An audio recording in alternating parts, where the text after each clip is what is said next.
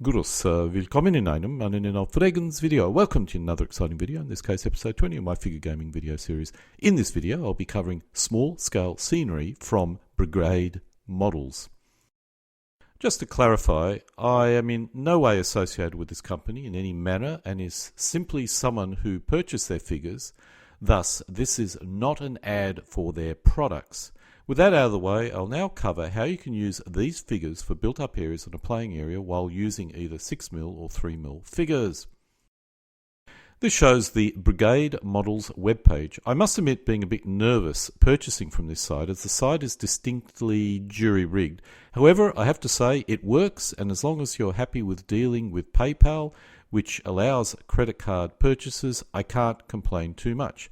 The product did take a little while to arrive compared with my other stuff I purchased from the UK in the same time period, but as it shipped just before Christmas in the UK, this may be expected.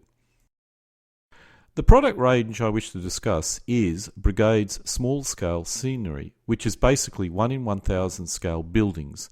At 1 in 1000 scale, the buildings match the scale of the terrain rather than the figures, although 3mm figures would probably match up with these buildings rather well. I also possess 6mm buildings, which require a double base system in order to use them, and also to allow for fighting in the built-up areas. This works, but I prefer my balsa wood flat-top built-up areas for gaming, although they look awful. However, instead of depending on my balsa wood built-up areas, which, as I indicated, look awful, I now have the option of using actual figures. This shows 5 elements of 1 in 1000 single-story buildings. I'm still experimenting with the ideal base flock to use, but for these figures I use 2mm thick MDF. As there's no need to move them around nor label them, 3mm MDF bases were not required. I did consider a thinner metal or plastic base, but decided against that because they are very difficult to pick up and move around if I wanted to pack up, for example. As with all my built-up areas, they're felt base in order for them to stick firmly to my flock-covered playing area. If you're using a terrain sheet, then a thick layer of rubber or double-sided tape would be better. Sorry, I meant thin layer of rubber. This shows the top-down view. While you can build up whatever built-up areas using 3cm square bases, I plan on creating 6cm square, 9cm square, and may even consider a 12cm square, but no larger than that. At 3cm square, there is a limited road network on the bases. I use this T or cross arrangement, but also a corner and single road base as well. As some of the houses are too long to fit in one of the corners, this other road network is actually required. A larger base will allow me to try more complex arrangements. However, there are some restrictions you need to consider. I suspect if you go to a 9cm square or 12cm square, you can create some rather impressive diorama-style built-up areas if you so desire. This shows you why I like these built-up area figures. As long as all the buildings are the same height on a base, and there is sufficient room to allow an element to sit on top of them, the system will work very well. So when creating a larger built-up area base, I need to ensure each 3cm square is the same height, and the buildings arranged in such a manner to allow for the element to sit on top of. I use this basic philosophy for all my terrain, as you can see with these woods. The terrain scale matches the playing area scale, which is typically 1 in 1000, and as long as the terrain allows for elements to be placed on it, you do not need any complex multi-base solutions when elements occupy these spaces and have to fight in them. I'm not intending to cover the entire range of buildings available from this company, only those which are suitable for my system. However, some odd buildings which I think are interesting will be also covered. The English Village has 2 one-storey, 12 two-storey, 2 three-storey buildings. This is a good choice if you're building up a 6mm square built-up area. The English Detached House choice, or s3e20, is a reasonable choice if creating a 9cm square built-up area. Gives you a good range of 2 and 3-storey buildings. Actually, mainly 3-storey, sorry. The Medieval Town Buildings, s3e2063, is not a good choice, but I do like the style of these buildings. However, alas, I will probably not purchase this for modelling purposes. or I'll only purchase this for modelling purpose and probably not particularly for gaming purposes. The walled farms, s3e20, may not be a good choice. I'm uncertain how actually large these farms are, but these are probably not suitable for my built-up area system, but may be an option for diorama. I do like them, so I'll almost certainly pick up a couple of packets for diorama modelling purposes only.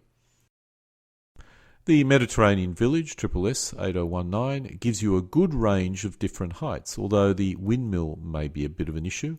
The single 4-storey building is also potentially an issue.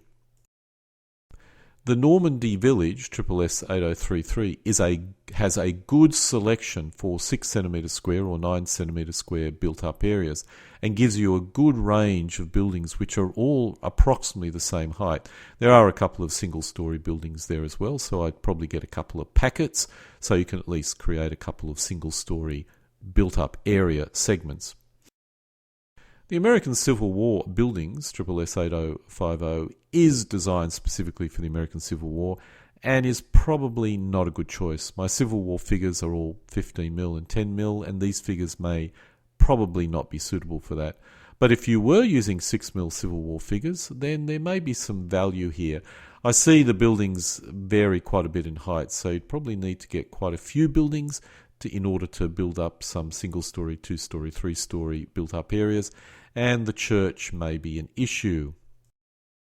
The Eastern Front Village, s3e8113, is probably the most useful set of buildings from Brigade models. Because I'm basing these on standard bases, which other elements are then placed on top, the height is critical. 1 are 3 stories, 4 of these buildings are 2 stories, leaving us with 15 which are single stories. A typical 3 cm base would accommodate 4 of these buildings.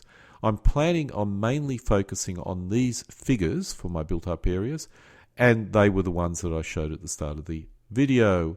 The church is the only oddball building here. However, I've discovered if I stick it right on a corner, it can still work.